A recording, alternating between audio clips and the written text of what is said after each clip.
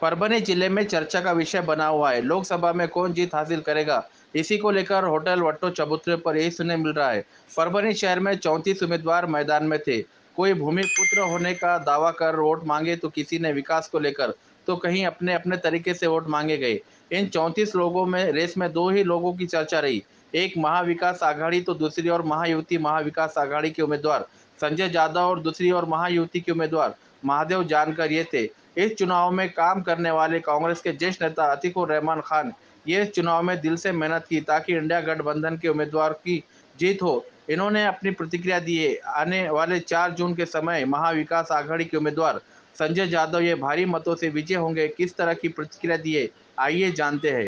परभणी लोकसभेच्या 2024च्या झालेल्या निवडणुकीमध्ये आणि निवडणुकीच्या सुरुवातीपासून प्रचार यंत्रणेमध्ये आणि प्रचारामार्फत शेवटी मतदान करेपर्यंत काँग्रेसचे सर्व पदाधिकाऱ्यांनी पूर्ण ताकदीने महाविकास आघाडीने जे उमेदवार आम्हाला दिलेला होता संजय जाधव यांच्यासाठी आम्ही अहोरात्र तळमळ करून यांना विजय करण्याचे संपूर्ण आम्ही प्रयत्न केला।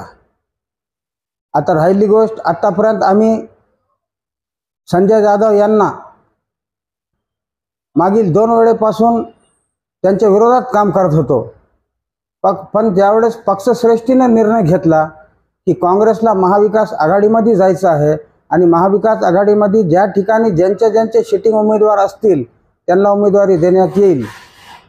पर्यायाने परभणी लोकसभेचे उमेदवार हे सीट शिवसेनेची असल्या कारणाने सीट त्यांना बहाल करण्यात आली।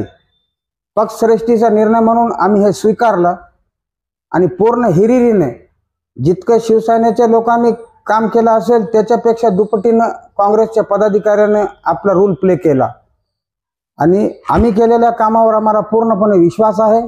संजय जाधव हे चांगल्या मताधिक्याने या ठिकाणी निवडून येतील अशी मला खात्री आहे। आणि ह्याच्या पुढे आम्ही काय करणार आहोत की पक्षश्रेष्ठीने निर्णय घेत, ठीक आहे, आमच्या आपसामध्ये जे काय मतभेद असतील पक्षाच्या लेवलवर, पण पक्षश्रेष्ठीने निर्णय घेतल्यावर आम्ही त्या पक्षश्रेष्ठीच्या निर्णयाला डोक्यावर घेतलं आणि इमान एतबारे संजय जाधव यांचं काम केलं।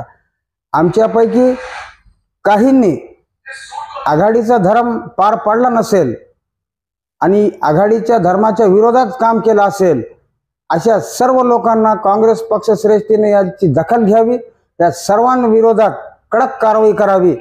जर पक्षश्रेष्ठी ह्या वेळेस जर सौम्य भूमिका घेत असतील तर मी स्वतः अतीकुर रहमान पक्षनिष्ठावंतांची एक चांगली मूठ बांधून पक्षश्रेष्ठीच्या निदर्शनात आणून देणार आणि या सर्व लोकांच्या विरोधात कारवाई करावीच लागणार पक्षश्रेष्ठीला।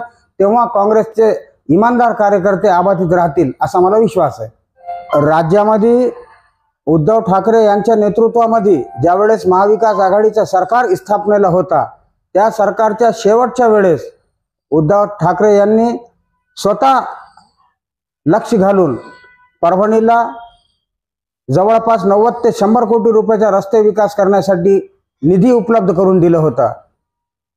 त्या काळात ते निधी उपलब्ध झाला, त्याची निविदा काढण्यात आली, सार्वजनिक बांधकाम विभागामार्फत ह्याची सर्व प्रक्रिया झाली होती। पण दुर्दैवाने 2.5 वर्षानंतर काही पक्षफोडीनंतर शिंदे सरकार अस्तित्वात या राज्यात आला। दुर्दैवाने शिंदे सरकारने परभणीच्या विकास कामाच्या निधीला आडकाठीपणा केली आणि उलट त्याच्यावर भर अशी पडली की अजित पवार राष्ट्रवादी फोडून त्यासारखा शिंदे सरकारमध्ये सामील झाले आणि अर्थमंत्री झाले आणि परभणीचा विकास ह्या लोकांनी अडकून ठेवला। त्याला पूर्णपणे त्यांनी इष्टे दिलं। ते इष्टे आतापर्यंत उठला का नाही उठला मला काही जास्तीची माहिती नाही, पण सुरेशराव जिल्हा काँग्रेसचे सन्माननीय अध्यक्ष आणि पाथरीचे आमदार सुरेशरावजी वरपुडकर साहेब आणि परभणीचे माजी उपमहापौर भगवानरावजी वाघमारे यांनी सातत्याने पाठपुरावा करून त्याचा इष्टे कोर्टामार्फत उठवला आणि थोड्याच दिवसात हे काम सुरू होईल। हे काम पूर्वीच झालं असतं, लोकसभेच्या निवडणुकीच्या पूर्वीच हे काम झाले असते, पण शिंदे सरकारचे परभणीचा जे दुजाभाव त्याने केला, आडमुठपणा केला, निधी रोखून ठेवली, कामाचे आदेश रोखून ठेवले, ह्याच्यामुळे हे कामाला उशीर झाला। आता निश्चितच महाविकास आघाडीचे सर्वच नेते ह्याचा पाठपुरावा करून लवकरात लवकर काम सुरू करायला लावतील अशी मला खात्री आहे। आने वाले 4 जून 2024 को परभणी लोकसभा का रिजल्ट लगने वाला है, आप किस तरह से देखते हैं इसे?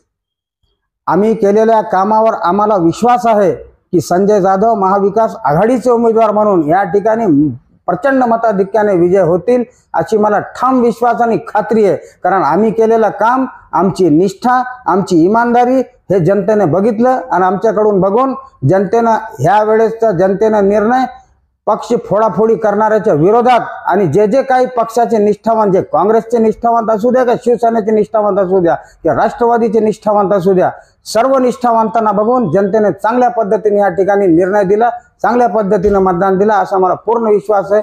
संजय जाधव हे बहुमताने निवडून येतील अशा मला पूर्ण खात्री आहे। परभणी जिल्ह्याची जनता हे सुफी संतांना मानणारी जनता आहे।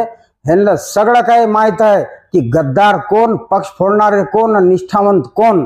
हे सर्व निष्ठावंत आम्ही सगळे एक ठिकाणी असल्यामुळे परभणीची जनतेने आमच्या निष्ठेला मान दिला। परभणीचे सर्व जनतेचा मी आभार या ठिकाणी व्यक्त करतो की निष्ठावंत शेवटी निष्ठावंतच असतो, गद्दार नेहमी गद्दारीच करणारा असतो। हे परभणीची जनता हे निष्ठावंतांच्या बाजूने त्यांनी कौल दिलं, म्हणून मी सर्व परभणीकरांचे आभार व्यक्त करतो।